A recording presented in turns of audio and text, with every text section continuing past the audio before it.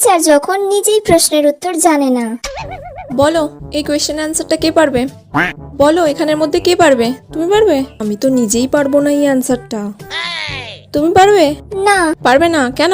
পড়াশোনা করো না? কি করতে স্কুলে এসে বসে থাকো? এই তুমি বলো।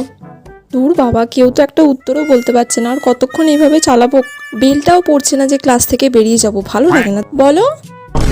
এই তোমরা সবাই প্রাইভেট কার কাছে পড়তে যাও? ম্যাম আপনার কাছেই।